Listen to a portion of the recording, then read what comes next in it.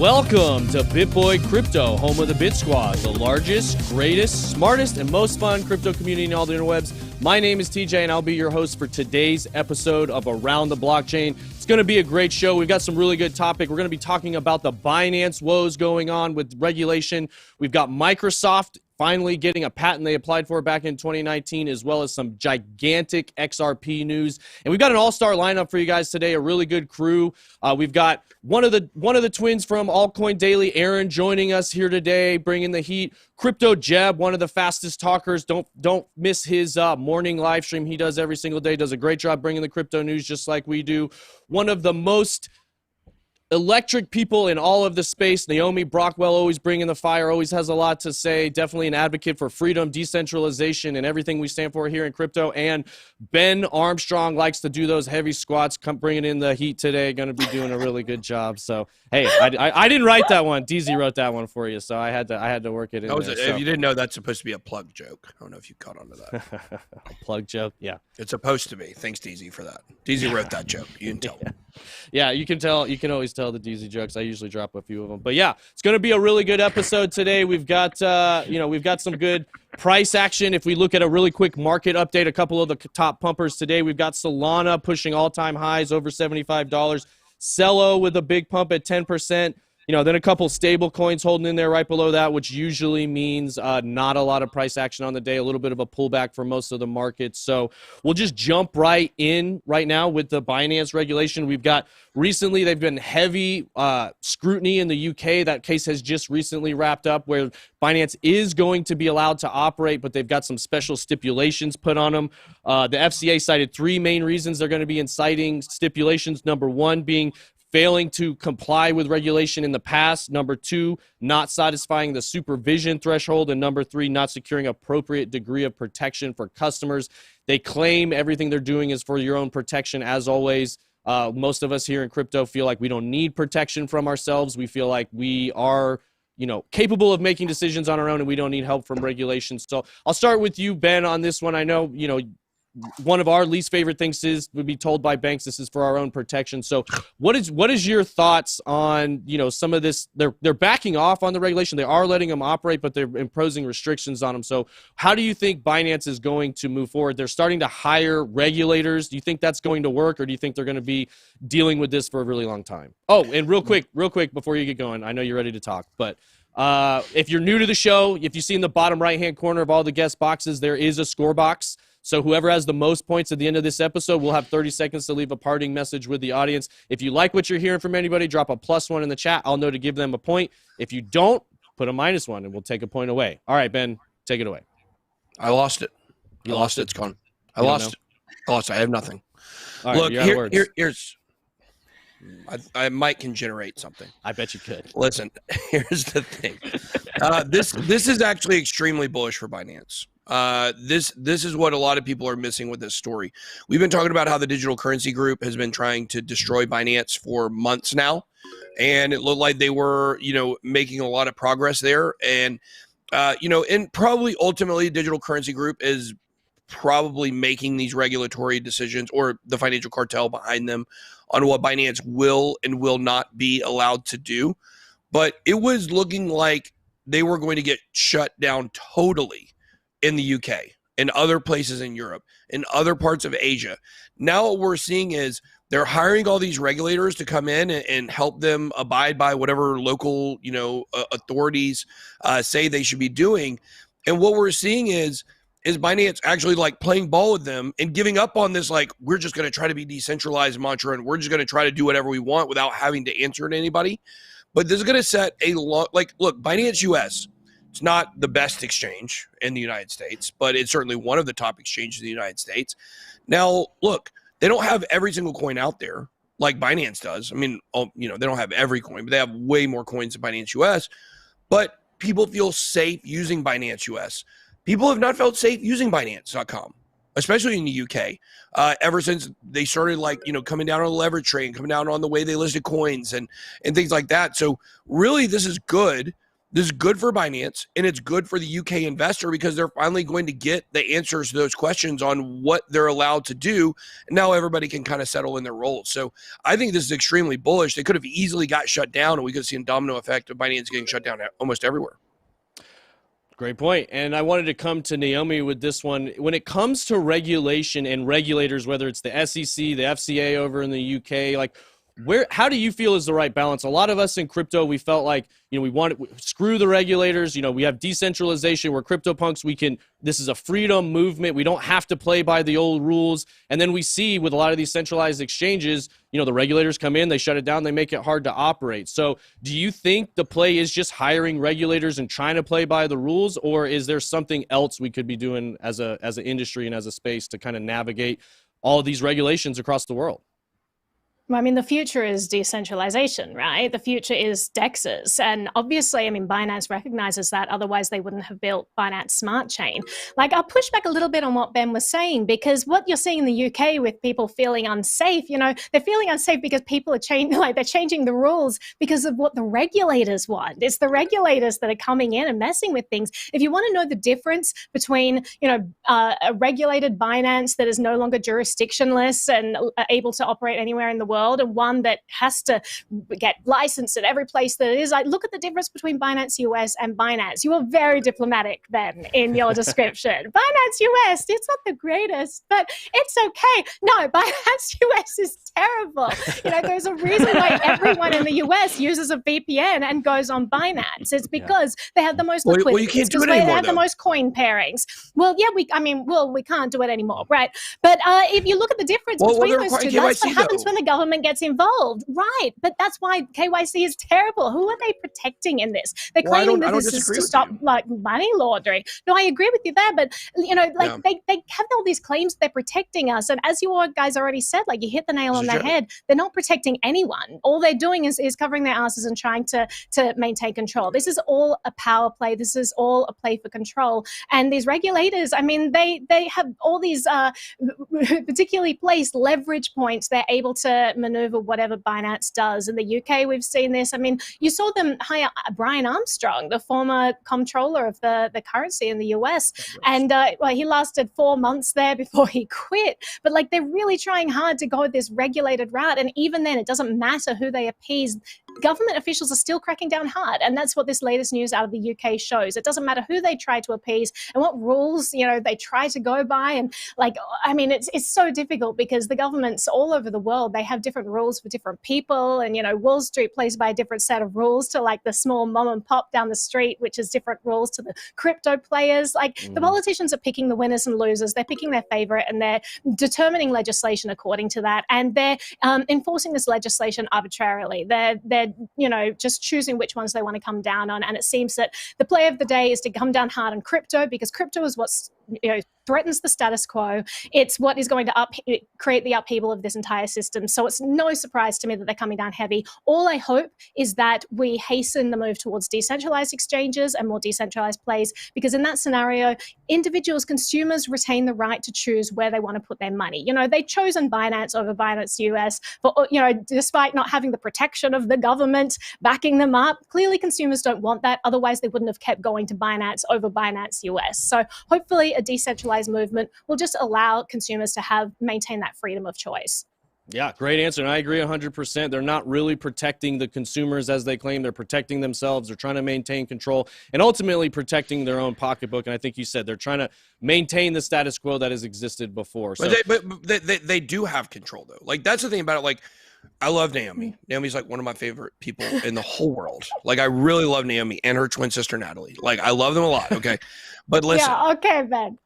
Sometimes I feel like Naomi, you're living in this in this vision of grandeur. We believe that way, you believe that way, I believe that way, but in reality, the majority of people don't believe that way. Now we are moving towards decentralized exchanges, and I think that's really good until somehow the regulators figure out a way to get in there. But whether or not it's right or wrong, whether or not they're protecting us or not, which we know that they're not protecting us. We know this is about money. The fact is, it is what it is. It is what it is. These are the rules that we have to play in. This is what the rules that Binance has to play within right now, and they're going to have to play. And I would say also, You're wrong about saying that the politicians are the ones forcing this. The politicians are bought by the real people that are making the moves, which is the financial cartel and the central banks. And agreed. But if we didn't give the politicians all of the power in the first place, they wouldn't have that power to leverage. It's it's this incestuous system. Who knows who's pulling the strings? I think they both pull in each other's strings and whatever else. So I agree with you. It's a big mess, and it needs to be sorted out. And I'm in delusions of what this amazing paradise could be if we just embrace this decentralized future. I know. I love it. That's my vision too. I love it. I want it, but it's hard. We have a long way to go till we get there, but honestly, I do think that's the future. As you look at something like Shapeshift, right? When they became KYC'd, when they had the regulators on their back, they added KYC to their platform, lost 90% of their business. That is a warning sign to everyone. The consumers do not want this. The consumers want freedom of choice. And so honestly, I think this is going to lead more places like Binance potentially to explore more decentralized routes. Perhaps they're going to put more focus and development of Binance chain. Perhaps they're going to find ways to decentralize it further, because honestly, I think DEXs are going to eat their lunch at the end of the day, and I think regulators are going to be the ones to blame for this. They're going to come down, clamp down on everything to the point where this stuff isn't usable, there's too much friction, people don't enjoy it anymore, and are going towards the decentralized change like Thorchain. And so I honestly think that if these big players want to stay competitive, they're going to have to be exploring this stuff too. But we'll see. I mean, who knows? No, I like that. And that's going to lead me to my next question. I was going to come to Jebb with this one. Do you think all this heavy regulation that's coming down on a lot of these companies, do you think that's going to ultimately, it might stifle some innovation right now, but ultimately maybe propel us towards decentralization further, like Naomi was referring to? It's clear what the consumers in this space want. Do you think this heavy kind of pressure that's coming in from all these politicians, all these regulators, will actually drive that decentralization movement further, faster, or do you think it'll slow it down? There was a book written in 1976 called The Denationalization of Money by a world-renowned economist named Friedrich Hayek. And in his book, Hayek says this: "I don't believe we shall ever have a good money again before we take the thing out of the hands of the government. That is, we can't take them violently out of the hands of the government. All we can do is by some sly roundabout way introduce something that they can't stop." He said that in 1976 in a book that sounds very similar to what we would call the decentralization of currency in his book titled The Denationalization of Currency. If we're going down the route of quotes, I can also quote Ronald Reagan. The 9 most terrifying words in the English language are, "I'm from the government and I'm here to help." You've probably heard that one before. And those are 2 quotes that you should sear into your brain because they very much encapsulate everything we stand for here in cryptocurrency. TJ, absolutely, I think that this is going to drive people towards decentralization. I love everything Naomi just said. I'm not even going to try to repeat it because she articulated it so well. We have so many people in the cryptocurrency space right now who are very libertarian-minded and independent, and they don't want the government coming in and preventing them from harming themselves when they never were going to harm themselves in the first place, because they are financially prudent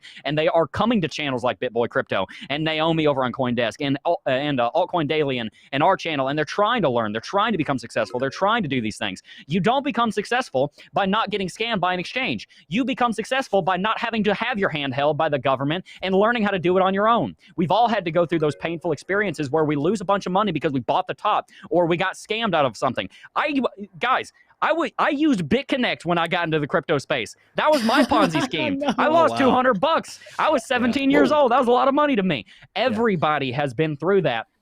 The government preventing you from falling is not going to teach you to not fall. Sometimes you just got to fall.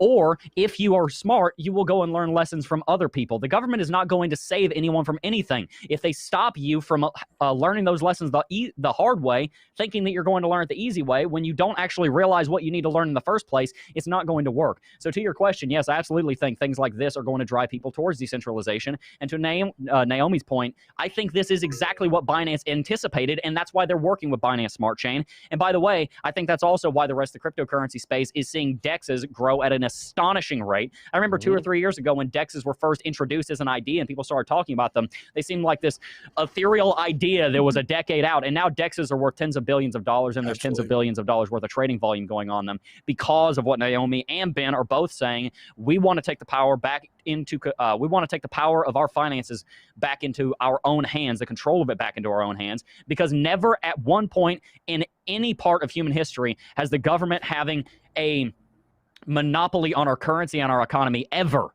ever been a good thing for humanity. The only way economies function successfully is under free market capitalism and through people having control of the currency, having control of the economy, and having control of their own financial future. That was great, Damn! man. Look, Can you undo your microphone and just like drop that right now, Jeb? That was I voted for you in the chat. I'm like, +1, Jeb. Thank you, Naomi. He's reading Hayek. Thank you, Naomi. That was great, man. That was a great economist, some great quotes from some great leaders of the past, and a lot of people that had great vision for things that were going into the future. So before we move on, though, real quick, I'm going to come to Aaron with this one. I want you to play a little bit of a devil's advocate kind of to a lot of the stuff we were just talking about. I know a lot of us, we've been in this space a long time. We're big fans of self-sovereignty and self-ownership and kind of taking full responsibility for all of your actions. But kind of what Ben alluded to at the beginning, there's still a lot of people that are new to this space. They're new to crypto assets. They're new to taking ownership of their own assets, not having a bank hold it for them or not having a third party helping them with it. So there is a lot of fear and lack of education with a lot of new people. So is there kind of a happy medium between some of these centralized exchanges like Coinbase and Binance US, and DEXs and decentralization and all the stuff we're talking about down the road? Like, what does it look like over the next year, 2, 3, 4 years to you as all of this stuff kind of unfolds? And we're going to probably have a world where both exist for a little while. So what does that look like to you? And, how do you feel is the right way to go for a lot of these centralized exchanges? Appreciate it, TJ. Love this channel. Guys, if you can hear me okay, let me know in the comments.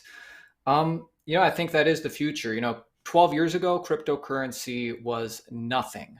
And today it's huge and it's only getting bigger. And as it gets bigger, it's only going to draw more attention from regulators. And as it gets bigger, hopefully becomes more distributed and more decentralized.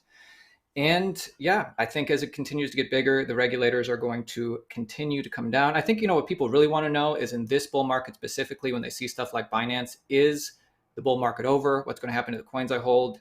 I think we can look for things like the infrastructure bill in America, which was 100% everybody agreed would be awful for cryptocurrency.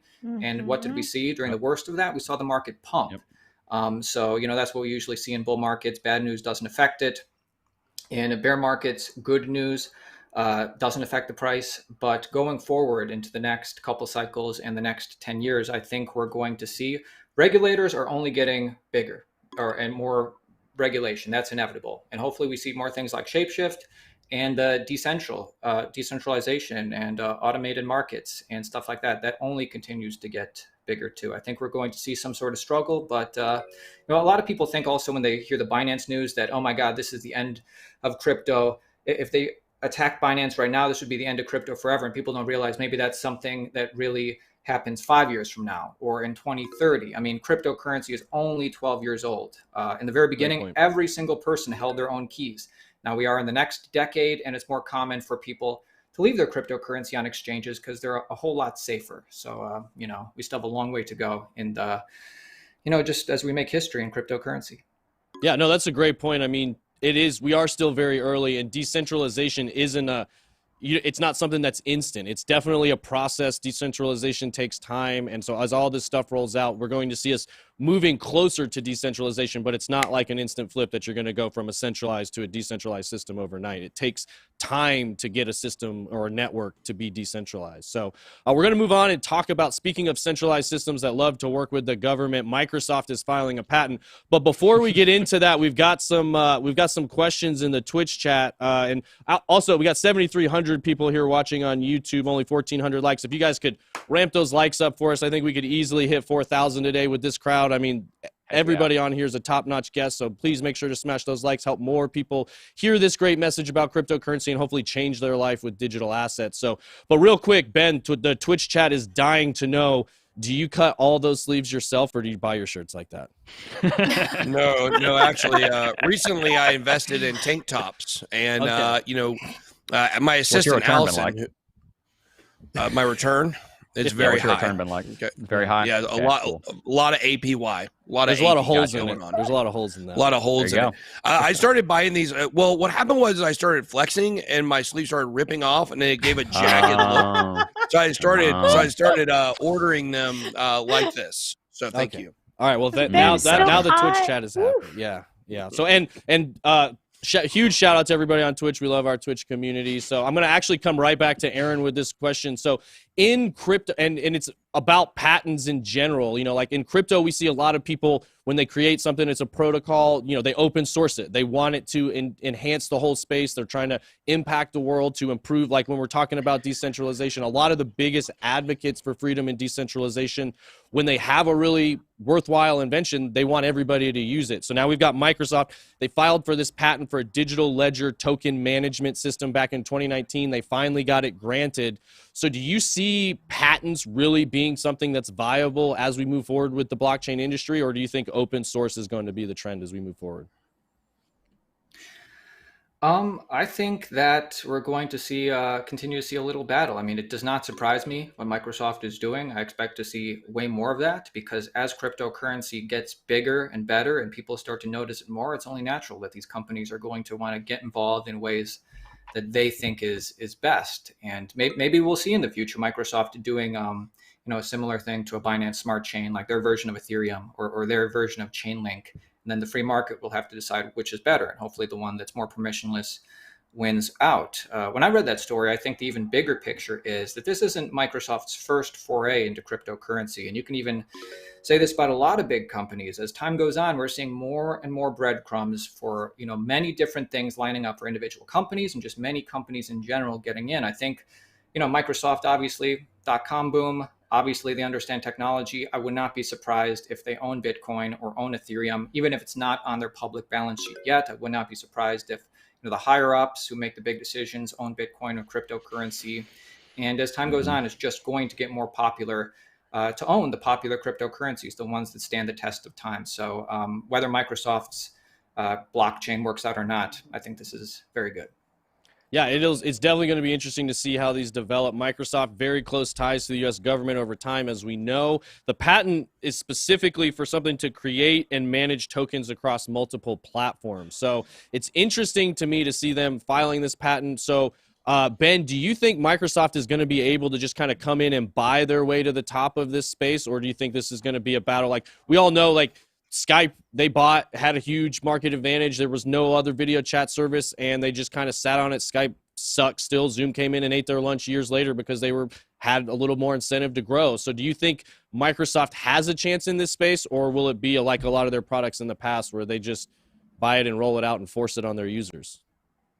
Yeah, I mean, I'm sure they'll do some of that. But, I mean, the fact is Microsoft is one of the biggest companies in the world, and they are a technology company. So on some level, they are going to be important and have a big impact on the crypto space. I don't think there's any question about it. They've got involved in many different ways, as Aaron alluded to, in crypto over the years. We've seen a lot of stuff from them.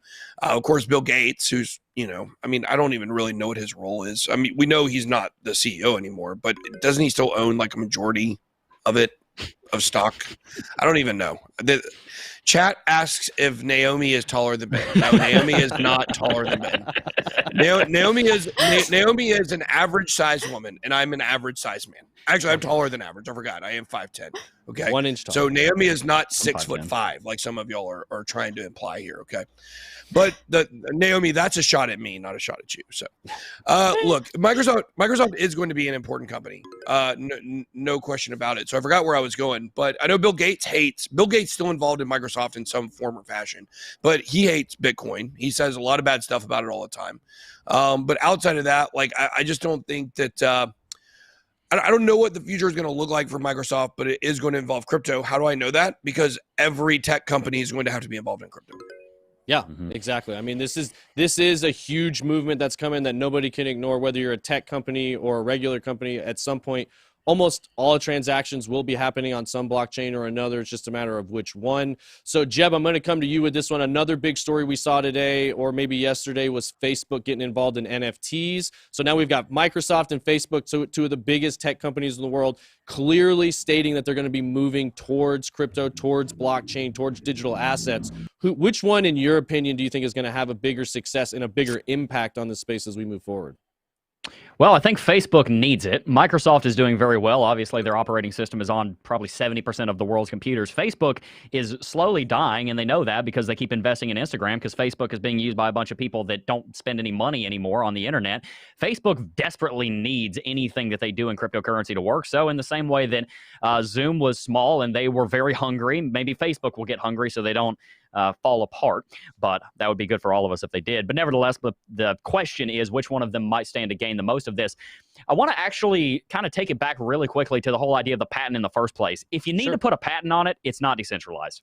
I mean, duh, that's kind of a given. But if you need to put a patent on it, it's not decentralized. Neither one of these companies are going to create decentralized products. They might say they're going to. It's just not going to happen. They're not going to do open source. In fact, we saw a lot of the internet try to be built on open source in the early 2000s, and unfortunately it just didn't work because entities like Microsoft and Facebook and many of these other companies came in and they started buying up patents and everything. Which one of these companies will be the most successful in crypto is a hard question because we haven't really seen what either one of them are doing just yet. That being said, Facebook does have a history of working in Bitcoin and crypto with their own project back in the day, which is a failure as far as I'm concerned. It hasn't really done a whole lot. Frankly, Facebook might have the advantage here over Microsoft just because Facebook, I think, probably understands people a little bit better, considering, well, they should understand people a little bit better than Microsoft because they know everything about us. I think that Facebook probably has the advantage over Microsoft, but the thing that I want to really harp on here is that I don't think either one of these companies are going to be successful at launching products in the cryptocurrency space. They can try and force it on people, but at the end of the day, I think decentralized products, as we're starting to see with exchanges, just have a massive advantage over cryptocurrency, over centralized exchanges like Coinbase is being, the DEXs are coming for Coinbase and BlockFi and some of these centralized exchanges like Binance. Binance understands it. That's why Binance Smart Chain is a thing and why they're working in that area. And I think the fact that Bitcoin doesn't have a patent on it and is worth $700 billion speaks to the fact that you don't need a patent to become successful. You don't need a pre-established brand name to become successful. You need to deliver a product for a purpose to people, and then you are going to be able to create something that's valuable. If Microsoft or Facebook can do that in a way that doesn't offend too many of their customers, which in cryptocurrency we're very highly skeptical of these companies anyway, part of the reason crypto exists is to get away from them, then yes, it might work. But at the same time, both of these companies are probably going to be creating products and doing investments in the direction of their user base, which doesn't know anything about crypto. So it's kind of a toss-up. Really, I don't think either one of them are going to be very successful in crypto. But if I had to put my bet on one of them, it'd probably be Facebook. Okay, there you go. And then I'm going to come real quick to Naomi with this one before we move on. It's actually a question that Aaron, Altcoin Daily, just dropped in the chat. Facebook coin versus Microsoft coin. Do you anticipate some of these big tech companies launching their own coins, Facebook coin, Amazon coin, Microsoft coin? And do you see that being good for blockchain or maybe a potential detriment?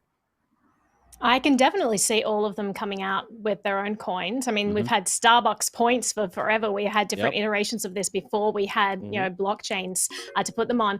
But I think the real battle is going to become from places like Microsoft, which are really operating in this archaic era of the internet, right, where you have all these patents. And then you have things like the Open Crypto Alliance, which really is an organization about keeping this an open, decentralized system. It's Web 3.0 stuff. And I think Microsoft really hasn't come to terms with how the internet is evolving. I think that their reputation is going to take a huge hit if they start clamping down on this patent, right? Like it's unclear at the moment whether their patent is defensive or offensive. If it's defensive and they're just saying, listen, we put this patent out there so that other people can't come and sue us and patent it and whatever, then great. You know, a lot of people have patents for that reason. I highly doubt that coming from Microsoft. This is not their MO. Be like an offensive tool. Yeah, it's going to be an offensive tool that's probably going to be used to shut down competition, you know, such as Microsoft's way. So I think that it's going to be a big clash because it's not tiny players that are part of the Open Crypto Alliance. It was set up by Square. So I think you're going to have this clash of titans and this clash of old world internet versus new world internet. And the people who embrace the open, decentralized future, I think, are going to be the winners rather than the people who are really trying to shoehorn it back into this existing structure. But we'll see what happens there. I mean, if it's a competition between Facebook and Microsoft, like, oh my God, you asked me to choose between two poisons right now. Why would you do that to me? You trying to kill me? Did you try to kill me? I mean, I was a lot more interested in Facebook when they initially came out with their idea, they were doing something at least innovative, where they were like, listen, we're going to have a basket of assets. It's not just going to be a stable coin. It's going to be all kinds of things. I was like, okay, that's interesting. Just from a purely experimental standpoint, I was interested to see where that was going to go. Obviously, the government can't allow that. So immediately, because there's a throat to strangle, the government's going to strangle it. And Facebook just stuck their throat right out there. And so that was clamped down upon the same way that they, shut down the TON token on Telegram. Anyone of these companies that's centralized and says we're going to come out with something popular that may threaten the US dollar, obviously the government's going to clamp down on that. So it was never going to happen. I mean, I don't trust Facebook as far as I could throw it, right? I try not to use it. I definitely don't use it for messaging. I have a presence on there for my show, but it's not really something that I dig into. And I think people should be very mindful of how much data that Facebook scrapes from them. I definitely don't want them in control of my finances. That's why I use cryptocurrency, because I don't like my data being collected by these juggernauts. I don't like every time I swipe my card, data being collected. That's why I use crypto every day, right? And so there's no way that I'm going to be using Facebook. I'm a lot more interested in something like Signal's coming out with, mobile coin that they've partnered with. The idea that we may be able to popularize payments within a messaging app and to have it focused on privacy. I mean, that'd be amazing. If it's two futures that I have to choose between, don't make me choose between Microsoft and Facebook. Like, God, like, what about choosing between Facebook and, mobile coin? Mobile coin, sure, there's a lot of optimization that could be done there. A lot of people are angry that, Zcash wasn't chosen or Monero wasn't chosen. But honestly, Signal is so popular. They experienced one of the largest digital migrations in history earlier this year when WhatsApp came out with their new privacy policy. Everyone left and then joined Telegram and Signal. So it has a huge user base now. And now they're going to come out with payments and their private payments. The fact that they have a chance of normalizing privacy in payments is huge. So I am gunning for them, and I hope that's our future and nothing to do with Microsoft or Facebook. There you go. I love that. And I love that. I just noticed your sign in the background in the back corner there. I love that. The MBTV, that looks really cool. I like that one. I thought you were pointing to like the Monero and the Zcash. No, and I mean, I like it all, but I like the TV one too. So yeah, no, those are great points. And like you said, Signal is a great app for decentralized communication. And like you said, adding payments to that, it's going to be huge. And it will be interesting to see as regulators clamp down, users migrate. Regulators clamp down, users migrate. Because like you said, Facebook immediately folded. What she was referring to as Calibra when they first launched was a basket of assets. It was supposed to be backed by some dollars, some bonds, and some things from around the other world. Maybe even I was thinking maybe they would even hold Bitcoin in there. And as soon as the government came out and said, oh, that's too much of a threat to the dollar, Facebook folded immediately. And now they're moving with their wallet that's only backed by dollars, which we talk about in the morning stream a lot, that we see that as a big way for the U.S. to just propagate dollar usage out there and throughout the rest of the world without having to go to war with people. They'll just force it through crypto. So moving on, we're going to talk about, speaking of centralization, XRP. We're seeing some big, gigantic XRP moves going on. We've got, it looks like about $300 million being transferred between one wallet and another wallet, with some on-chain analysis looking like it's between two Coinbase wallets. We've also got a couple other large exchanges that are going to be moving things around with XRP, and it looks as if they're getting ready to relist some things. Ben, do you see XRP being relisted on Coinbase in the near future, in your opinion? Yeah, I do believe that. That would have been, those moves were yesterday at 1 o'clock when a lot of that Coinbase money was moved. But there's other XRP than just Coinbase. And there's been a lot of moves in general in the crypto markets over the last couple of days. Also, $345 million worth of ETH, $345 million, and then a $725 million transfer was done yesterday at the same time as the XRP transfer. And then 164 million GRT, $160 million worth was moved yesterday at 4 o'clock. So we're seeing a lot of movement. So a lot of people are speculating that this is these exchanges getting ready to relist XRP. So look, I know it doesn't look good for the timeline we've laid out. Now, what I've been told is this timeline could be 1 to 2 weeks extended. So we could be looking at the end of September before something breaks on this. But the fact is, regardless of what you're reading, regardless of what you're seeing on the crypto news sites, regardless of what other YouTubers are talking about, they are in the works of settling this thing out and hammering this thing out by the end of September. Should be middle of September, but it could get extended just a little bit. This is November 21st discovery date. It means nothing. This is all just a legal system, dragging its, what's the expression? Dragging its heels. Dragging their feet. That's right. The legal system dragging their feet. So what we're going to see play out is all behind closed doors. And I know that Naomi and I were talking before we went on air here, and she had mentioned, well, this could be good because this could be precedent. We'll have precedent to judge, like, will these other crypto projects be securities or not? All this stuff is going to be sealed. That's why they're doing this all behind closed doors right now, because the government is asking to keep everything sealed, and basically Ripple is going to agree to all of it. So that way Ripple wins, they get their settlement, they get the slap on the wrist, and the government wins too, because now they still get to just go after whatever company they want to go after. Such a scam.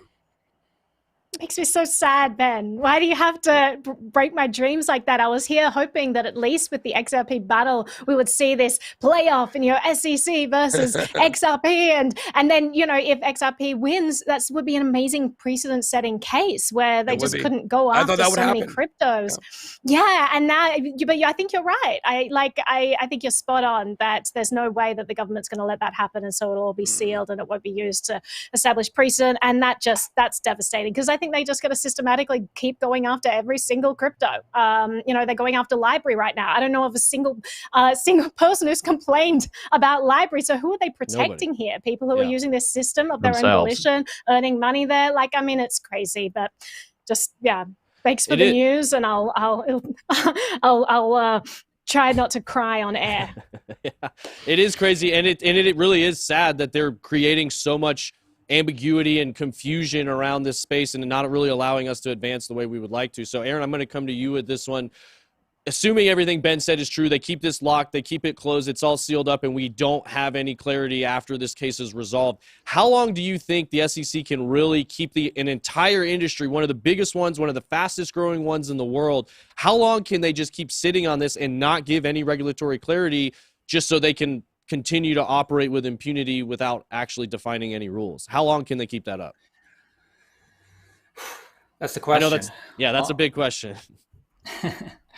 I think, it's probably going to happen sooner than we think. Maybe it doesn't happen this cycle, but maybe it will. Or maybe it happens next cycle. But, things move a whole lot faster in cryptocurrency compared to the .com bubble, just because we already have all the infrastructure in place. Now everybody can become aware of things overnight because the internet already exists. What I think about XRP in general, I certainly could come up with an XRP investor's thesis in the short to mid-term. I'm always going to keep things real with you guys. You guys don't want me to just say stuff that's not real. In my personal opinion, I'm not bullish on XRP long-term. They're one of the oldest cryptocurrencies. I've been around 8 years. Cryptocurrency's only been around 12 years. And, from what I see, they have no significant major bank adoption where the major banks are actually using the XRP token. And I could become a long-term XRP bull if I saw XRP get significant bank adoption in a increasing rate and using the token at an increasing rate. Now, however, in the short term, I do think you could make an investor's thesis for XRP, because we've only ever seen, from what I can recall, the SEC, they hardly go after anybody, and the crypto companies they give a minor slap on the wrist. The most famous, I think, is EOS, where they raised record-breaking $4 billion, and they only got fined like $27 million.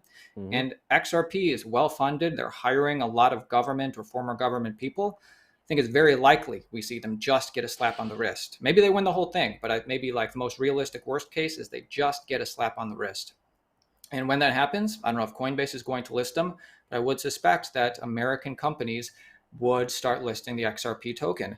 And, as we get into the more mature stages of a bull market, especially because probably a lot of weak hands or people who don't believe in XRP is probably sold for the past 3 years, as we get into the more advanced stages of a bull market, I could definitely see XRP, having really good returns in a short to medium time frame basis. And that's what I'm thinking. Yeah, no, I think that's a pretty good breakdown. And real quick, Jeb, before we wrap this stuff up, I want to ask you the last question. We've got XRP sitting at about $1.10 right now, according to Aaron's thesis that he was just referring to, assuming we start to see a lot of these exchanges relisting things. What do you project for a potential price target? Not going to hold you to anything. I don't know if you had anything prepared for this, but like, how much price action do you think we could go if we do start to see things get relisted very, very quickly? Because I know we got a lot of XRP army people in here. Yeah, so if Coinbase is about to relist XRP, which, by the way, if Coinbase thinks they can make money from people trading XRP and they're not worried about regulation, they're going to relist XRP because it's more revenue for them. So it's more than likely going to happen, especially with all this money we're seeing coming around. It's almost certain XRP is coming back to Coinbase at some point this year. Right now, as far as the technicals are concerned on XRP, the XRP price is sitting around $1.10. It's got a local high on April the 14th at $1.96. It's also got a high at $1.71. And it set a high at $1.35 on the 14th of August. Those would be our most likely price targets on that if I were to be a betting man on XRP. But look, here's the thing. I'm not an investor in XRP, and I don't plan on ever being an investor on XRP for some of the reasons that have been said here. I think Aaron is really onto something. There probably is there definitely is a strong case to be made for a short-term rally with the relisting, and with the XRP army here in chat, they can definitely tell you that they're probably going to be buying, but I would be careful of buying XRP in the long run, just because I don't see that XRP is in alignment at all with the idea of decentralization and, taking power back into our own hands. I don't like XRP for that reason. I also don't like XRP from a financial point of view, because I don't see how Ripple, the company, and their products actually drive any value to XRP, the token, because you don't have to use XRP in most of their products, so I don't see how there's a value crossover there. Yes, you do. Yes, you do. They're starting. That's over. You guys are giving the talking points, the same talking points everybody's given about XRP for the last 2 years. That is not true. They changed everything. They rebranded recently. They got rid of XRapid. They got rid of XCurrent. They got rid of Via. They switched it all over to RippleNet into ODL. You have to use the token now to use all of their products. So you can't do one without the other. So this thing that there's no bank adoption. I mean, SBI, a large bank in India that works with Japan, they recently just adopted it. We're seeing it in the, what do they call that region of the world? The APAC region. It's like the Asian Pacific. Australia's working with some stuff with Ripple right now. So you're seeing it in that southeastern quadrant of the world. You're seeing a lot of adoption right now in the banks, and that's going to slowly domino to the other things. But this talking point that you don't have to use XRP, that's a 1 to 2 year old talking point. That's over. Yeah, they did just repackage their whole system. So that's a long-term great investment. Yeah. So that's all we have time for today. I really appreciate everybody in the chat, everybody that's watching the show. Yeah, we have about 9,600 people here. Guys, if you like anything you heard today, the links are in the description below to all of these guests' channels. Please be sure to go check them out, subscribe, give them a like, show them that BitSquad love. They're some of the best people you could be learning from in this space. And as always, if you did enjoy this show, please be sure to smash the like on this video. Like we said, so YouTube will get it out there and more people will learn the value of decentralization and the future that we're all heading towards with our life. So it looks like we've got Naomi Brockwell with the most points here today. She does have 30 seconds. Please leave the audience with a parting message that you feel like they need to hear. I'm pretty excited. First of all, Ben, amazing mic drop moment at that end. Congratulations. I'm in awe. Also in awe with some other mic drop moments there. I would say some parting wishes.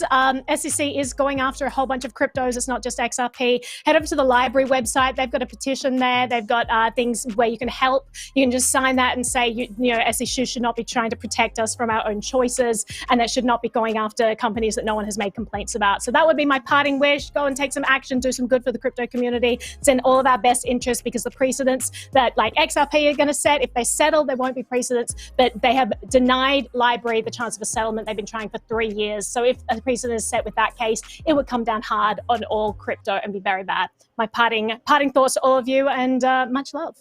There you go. Much love. As always, we'll be back 5 p.m. Eastern time tomorrow night. That's all we have time for today. TG's out.